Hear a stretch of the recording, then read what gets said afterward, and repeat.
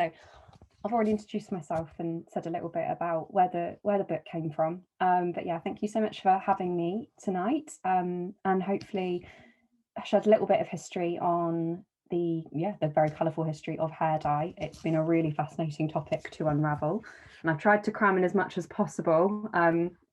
So we'll see, hopefully get on well.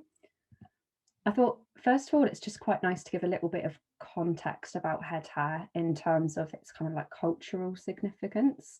Obviously, you're all scientific folks, so you've got a really good clue up on that. But head hair's really been a source of gender, class, and racial anxieties for thousands of years. It's a real reminder of our primal past and a visible link to our closest primate cousins that needs to be tamed and cultivated as proof of our civility. And it's a malleable tool that we can shape into fashions, and it's a source of magic in fairy tales. Hair's also sexy. It's one of the only sites of noticeable human body hair that's not concealed by clothing. So when we have clean, healthy, and pigmented hair, it's really advertising our youth and fertility and our good genes to partners. And all over the world, men and women typically wear their hair differently to advertise their gender. And that doesn't always mean short hair for men and long hair for women, although this is the Western norm. So male Tikopia Islanders and Melanesia, they traditionally wore their hair long and bleached it with lime, while most women wore theirs cropped.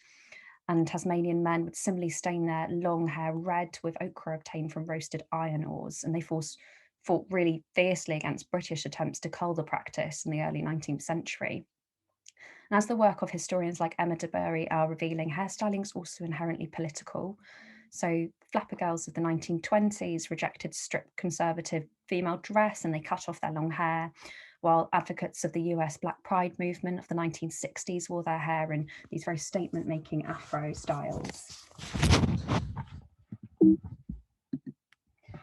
I thought also as well, it's interesting to just consider some of the reasons why we dye our hair, because people have been dyeing their hair for thousands of years. It's clearly a really deep-rooted human desire, but the reasons feeding this are multiple. First of all, hair dye addresses one of the most obvious signs of aging, which is grey hair. And preserving your hair colour can conceal the social marginalisation that can come with age. And it would be nice to think we're moving past this taboo, but market research indicates it's still the most popular reason to use hair dye. Hair dye is also really a form of fashion, and different hair colours and hair dye techniques such as balayage and highlights come in and out of style. Hair dye can also be used to enhance a communal identity when uniformity is valued. If you look at Chinese politicians, for example, many of them use hair dye to keep that look, but also to let an individual stand out. And so changing your hair so that it conforms to the status quo or not can really send a powerful message. So if we go back really to the origins of hair dye, we're really talking about looking at these sturdy technique that we use to dye fabric. So for thousands of years, we experimented with pigments extracted from flowers, plants and bark, even insects and shellfish to colour our clothes and materials.